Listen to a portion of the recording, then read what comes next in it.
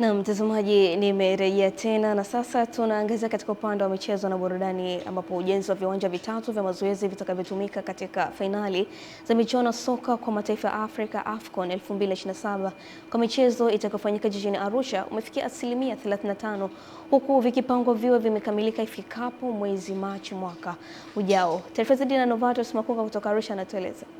Fainali za AFCON 2027 zinaandaliwa kwa pamoja na nchi tatu za Afrika Mashariki, yaani Tanzania, Kenya na Uganda, zikienda na kauli mbiu ya pamoja 2027. Serikali imetoa shilingi bilioni 70 kwa viwanja vya mazoezi vya Arusha, ambapo mstahiki meya wa jiji la Arusha Maximilian Irange anasema kwamba kwa sasa ujenzi umefikia asilimia 35 na kwamba jiji limejiandaa kuhakikisha kila kitu kinakaa vizuri. Mimi nafikiri Mheshimiwa Mkuu wa Mkoa, wananchi wa Arusha wako tayari na tuko tayari kutoa ushirikiano mahali popote kwa ajili ya jambo hili kukamilika. Na mimi niseme wewe, Mungu azidi kukutia nguvu, Mungu azidi kukuongoza uweze kutupeleka vizuri. Nafikiri chini ya uongozi wako Mheshimiwa Mkuu wa Mkoa, Arusha ipo kwenye mikono salama. Mkuu wa Mkoa wa Arusha CPA Amos Makala anakagua maendeleo ya ujenzi wa viwanja hivyo ambavyo ni pamoja na wa Mgambo, Engutoto na Magereza, na kumsisitiza mkandarasi kuongeza kasi ya ujenzi. Vitakuwa tayari na niwatake kuendelea kufanya kazi kwa bidii kuhakikisha tunatimiza kile kilichosemwa katika mkataba kwamba viwanja vyote hivi vya michezo vikabidhiwe mwezi wa 3. Viwanja hivi baada ya AFCON vitaendelea kuwa chachu ya kuchochea uchumi katika mkoa wa Arusha na jiji la Arusha. Kiwanja hiki hapa kinabeba mashabiki 5,000, ni sawa na KMC. Fainali hizo zitashirikisha timu za mataifa 24, ambapo kila mji utakaopigiwa michezo unatakiwa kuwa na viwanja visivyopungua vitatu vinavyokidhi ubora wa viwango vya shirikisho la mpira wa miguu Afrika, yaani CAF. Ni Novatus Makunga, Channel 10, Arusha. Haya, michuano ya tenis kwa vijana chini ya umri wa miaka 12 imehitimishwa katika viwanja vya Gymkhana jijini Dar es Salaam, huku Tanzania ikipata nafasi ya kushiriki michuano ya Afrika kwa wavulana na wasichana baada ya kung'ara katika michuano hiyo. Akizungumza wakati wa mashindano hayo, kocha wa tenis Tanzania Hassan Chande ameeleza na kujivunia mafanikio ya tenis Tanzania, huku makamu wa rais wa shirikisho la tenis Tanzania TTA Rajab Bori akieleza kufikiwa kwa lengo la chama katika michuano hiyo. Tupate kumsikiliza. Tumeweka historia kwa mara kwanza baada ya miaka mingi, tumeingiza timu mbili, tumeingiza timu ya wasichana, tumeingiza pia timu ya wavulana kwenye finali. Kabla yote, kwa sasa timu zote mbili tayari zimeshafuzu kwenye mashindano kwa ajili ya mashindano ya ubingwa wa Afrika ambayo atafanyika mwishoni mwa mwaka huu. Kwa hiyo hii kama nchi ni historia, lakini pia na kama chama mafanikio makubwa sana tena sana. Tumefanikiwa kuyapata mashindano mara 3 mfululizo kutokana na kwamba tuna host, nafikiri na wanaridhika host yetu, tukishirikiana na serikali, baraza la michezo. Kwa hiyo mashindano haya tarajio letu lilikuwa ni sisi timu yetu qualify, na watoto wengi waliokuja katika nchi hizo wameishangaa Tanzania kwa kupiga hatua kubwa na kuzitoa zile timu ambazo zilikuwa vikwazo mpaka tunaingia final.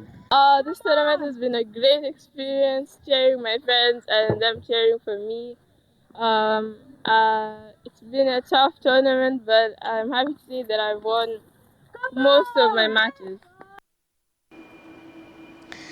Baraza la Michezo la Taifa BMT wilaya Singida limeanza kampeni ya kutoa elimu kwa vyama vya vilabu vya michezo kuhusu umuhimu wa kujisajili, ikisisitiza fursa na manufaa yanayotokana na usajili pamoja na athari za kuendesha shughuli za michezo bila usajili rasmi, ikiwa na lengo la kuimarisha uendeshaji wa michezo kwa kuzingatia sheria, wajibikaji na maendeleo ya sekta hiyo. Msajili msaidizi wa Baraza la Michezo la Taifa BMT wilaya Singida Samuel Mwekenda alisema hayo alipokuwa akizungumza na dawati la michezo la kituo hiki.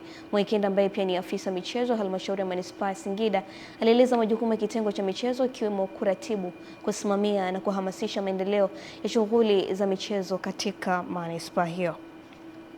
Vilabu vingi vilikuwa na tendency ya kucheza bila kuwa na usajili au bila kutambulika. Kwa hiyo tunatoa elimu kuwaeleza nini madhara ya kutokusajili na nini faida ya kusajili. Tupo kuhakikisha tunasimamia na kuhakikisha tunaweka sawa shughuli za michezo pamoja na shughuli za utamaduni, ambayo serikali inawajibika moja kwa moja kuhakikisha wanafanya usimamizi wa msingi na kuzingatia utaratibu.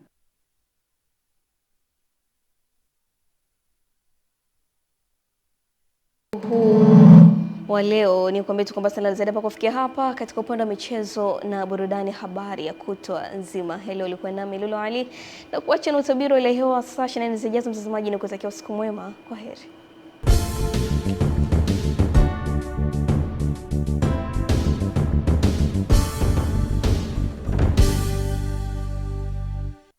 Karibu ungane nami tunakwenda kuangazia kwa kina taarifa hii ya hali ya hewa.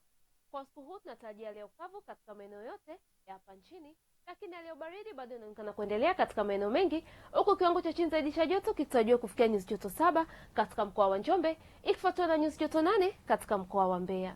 Kwa siku ya kesho, upepo unatarajiwa kuvuma kwa kasi ya kilomita 20 kwa saa kwa ziwa Victoria, ziwa Tanganyika na ziwa Rukwa, na kwa kasi ya kilomita 30 kwa saa kwa ziwa Nyasa na ukanda wa pwani yote. Hali ya ziwa inatarajiwa kuwa na mawimbi madogo hadi mawimbi makubwa kiasi, huku hali ya bahari inatarajiwa kuwa na mawimbi makubwa kiasi. Mpendwa mtazamaji, kwa siku ya kesho ni matarajio yetu katika mkoa wa Tanga, visiwa vya Unguja na Pemba, Dar es Salaam na Pwani kijumlisha visiwa vya Mafia, panatarajiwa kuwa na hali ya mawingu kiasi, mvua nyepesi katika maeneo machache na vipindi vya jua. Huku maeneo mengine hapa nchini yalosalia yakitarajiwa kuwa na hali ya mawingu kiasi na vipindi virefu vya jua.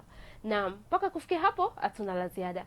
Nikusiendelea kufuatilia taarifa mbalimbali za hali ya hewa kutoka Mamlaka ya Hewa Tanzania. Ulikuwa na mimi Mariam Fares, asante na nikutakia wakati mwema.